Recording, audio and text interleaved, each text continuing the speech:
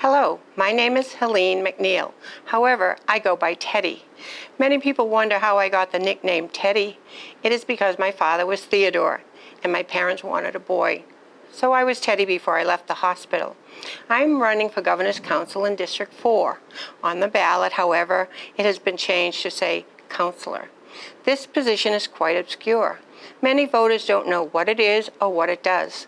Massachusetts Governor's Council, also known as the Executive Council, is a governmental body that provides advice and consent in certain matters, such as judicial nominations, pardons, commutations, and paroles, to the Governor of Massachusetts. There are 8 Governor's Councilors statewide, and the position's tenure is for 2 years.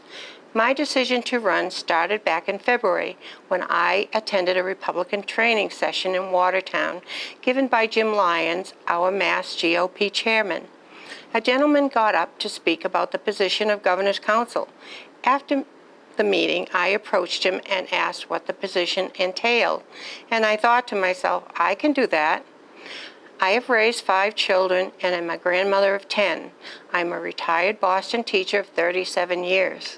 Also, I spent 3 years teaching at St. Brendan's in Dorchester. I received my bachelor's degree in education from Boston State College, which is now part of the UMass educational system. I also hold a master's degree in communications and technology from Fitchburg State College. Having been a long-time Republican activist, I now feel the time is right for me to step up to the plate, as I have the time and the passion to do so. As I did my research about the position, I discovered that there were no Republicans on the Governor's Council. My desire was to give voters a choice. My opponent has held this position for approximately 30 years. An elected position should not come with one's birth certificate or family name. I believe in term limits, as longevity breeds complacency. My love of country started early in my life, beginning with my mom's due date. My arrival was supposed to be on July 4th, but sadly for me, I was delivered on July 3rd as the doctor didn't work on the holiday. I would have paid extra to have a July 4th birthday.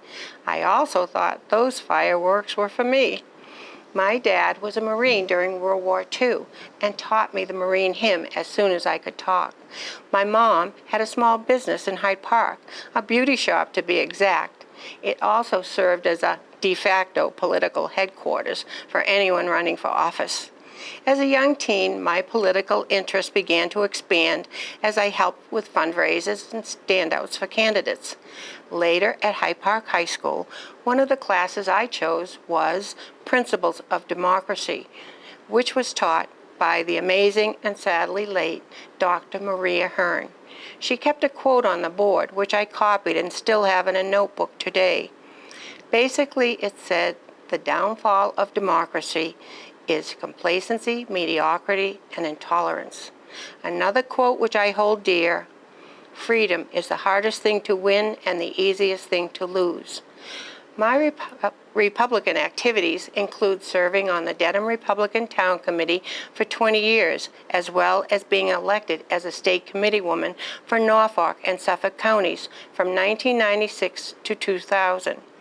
I like to refer to myself as a blue-collar Reagan Republican. In my role as Governor's Council, I will do my best to select judges who will be fair. As we see today, someone has clearly removed the blindfold from Lady Justice.